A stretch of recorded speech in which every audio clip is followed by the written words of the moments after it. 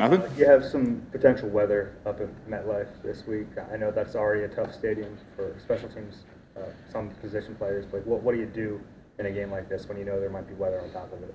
Yeah, you know what the very fortunate thing is, I just finished watching the 2013 Detroit Philadelphia game. You know, obviously you guys probably know about that, how that snowstorm kind of affected it. So just going back and just kind of watching that game and just having some ideas, what can potentially happen, how do you play it, things of that nature. So, you know, just kind of going back and trying to relate to some possible games that have had bad weather and just seeing what other teams did, other coordinators did. So it's just really relying on, you know, all the features we have here in this building to, you know, just kind of get acclimated with potential bad weather. And for all we know, it could change, you know, 2 days before, and it's going to be a nice winter day.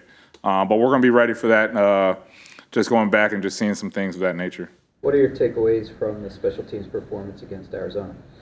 Yeah, I thought, you know, from when our number was called, I thought they did a pretty good job in just terms of, you know, punt coverage was good, flipping the field. Brandon's been doing a really good job of that. Our coverage has been doing a pretty good job. You know, Sydney and Josh do a good job of commanding double teams and allowing some guys on the interior to make some plays. You saw, you know, Rick had another big tackle for us on that first one. Then Patrick Johnson did a really good job on the second one, you know, kind of flipping the field from our 30 to their 22.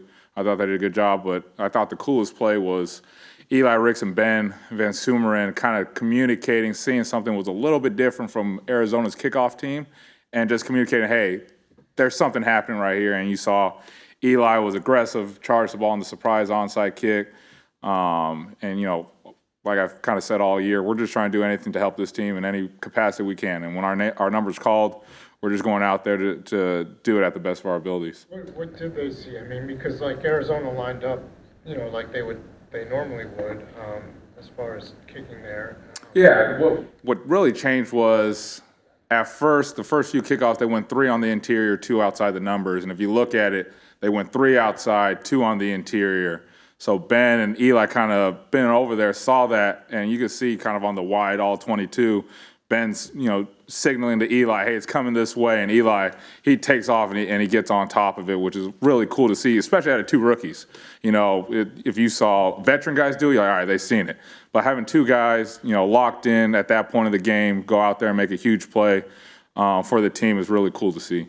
On your kickoffs, there was a few returns Arizona had. Was that kind of by design, or is it just that time of year where it's hard to get the ball? Yeah, you know, very similar to that Miami. When you're kicking into that side of the tunnel, it's just the wind kind of blows it back, and we got to go cover, regardless of the situation. So did some good things. I thought we missed a couple tackles at the point of attack where we could have stopped them instead of them gaining 4 to 5 extra yards. But Keeley did a really good job on one of the returns, filling from his safety spot to make the play. But again, here in the Northeast and in Lincoln Financial, that wind tunnel kind of just beats the ball down a little bit. Did they know that look, were you reviewing that and film that week of that look could equal onside kick or from previous week's study? No, it's more just, you know, from myself, Tyler, and Joe P., we're just trying to get these guys ready for any situation. Going against Jeff in San Francisco, understanding that he does do a couple fakes or surprise onside kicks. They did it in 2018 versus Kansas City on their second kickoff where they did a surprise onside kick. Just showing them that film, like, hey, they are capable of doing something to steal possession. So, again, it's just kudos to the guys in here, you know, understanding, paying attention, and really believing, like, hey, at any point they could do something and going out there and executing that play right there. With Maddox back this past weekend, you had Roby down. Was that special teams related? You know, Howie and Nick do a great job. You know, whoever they want up on game day, we're going to get anybody that we possibly can trained up to do special teams, like whether it's Roby, whether it's Avante. We're going to try and get everybody involved in any way we possibly can. I guess a better way to ask that question is he had only taken, I think, 3 special team snaps to date, Roby. Is there a role for him on special teams if needed? Yeah, if needed. I think we have a pretty good job right now of our special teams personnel, and, you know, don't really want to try and mess that up. But when Avante or Roby are needed, they're willing to do whatever we ask them to do in their capacity, and we're not going to put them in a role they're not, familiar with or ready for. That would just be a disservice to them. But everybody on this team has a role in my eyes on special teams and to play that at a high ability. So, whether that situation comes up, whether it's D-stay, punt return, kickoff coverage, being a safety, we'll train them up and be ready for them to put in there just in case their number is called. There's a little wind from left to right in that last game. What was the distance that you were comfortable with for Jake heading in that direction? Yeah, we always have kind of a set number, what we feel comfortable with, but, I think I've said it multiple times, like, when Coach Sirianni says field goes up, we're ready for that, and that's just a conversation that we have pregame, throughout the game. Jake goes out there at the flip of the quarters, feels the wind. Sometimes that wind flips, but, at that situation, at that point, we felt confident if our number was called to go out there and make a kick at whatever distance it was. Michael, you're around the young guys on the team probably as much as anybody on offense and defense. A lot of these guys haven't been through a challenging stretch like this in their careers, played at big-time programs. What do you do to make sure they stay engaged, they stay kind of locked in, and don't let the situation get to them, I guess? Yeah, I guess personally, it's just for myself, you never want to be a different person regardless of the situation. You could have a high and you change, or a low of a low if you change. I try to stay as, even keel, and I'm more of a glass half full guy more than anything else, and just staying that course for myself personally. But again, I've been fortunate enough where I've gone through a season where you win the first game of the regular season and you don't win your next one till week 15. So everything's got to be viewed in perspective.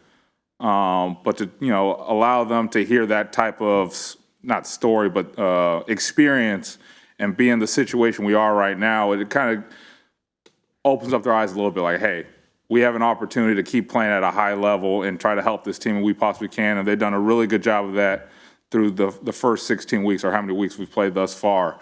But, again, it's just having them understand and having a confidence, like, this is the game plan. If we execute this, everything's going to fall in place like we want it to. So just keeping them confident in going against a very, good team every week. It doesn't matter the record.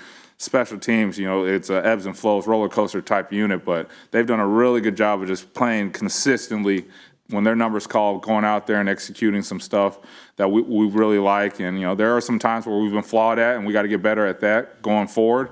We still got a couple games at least guaranteed to play, so it doesn't matter the week, when it's September or late December, early January, just to keep the confidence of these guys going, especially these young guys. This is a long season for them. They've never played as many games as they possibly have to date, so just keeping them fresh and going and keeping it simple for them.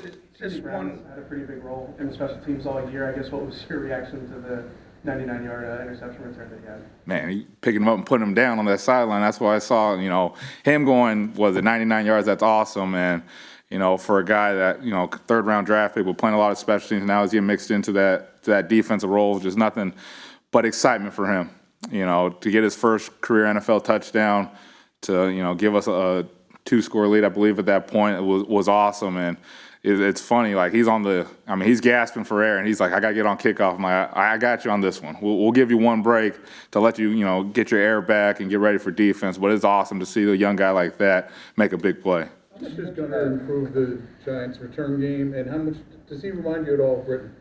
Yeah, Gunner's been doing this for a long time. I remember in New England, he's just a tough runner. You saw in the LA game, there's about 6 or 7 guys that have him tackled, and he spins out of it and he goes for 94 yards. So it's going to be a challenge for us, regardless of the weather. This guy's a really good returner, great contact balance. He's aggressive, he's fearless. When you find returners that are fearless, you got to be ready. You got to bring your feet. You got to be able to wrap up.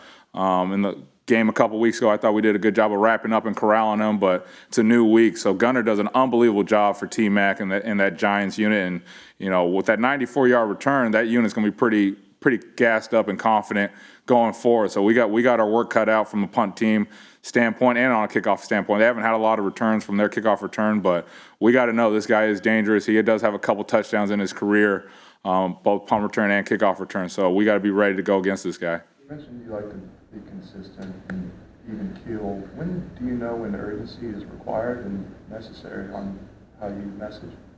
I think urgency is always required in the NFL because anybody you could be starting one game, then you could be cut the next game. I don't think it needs to come from myself.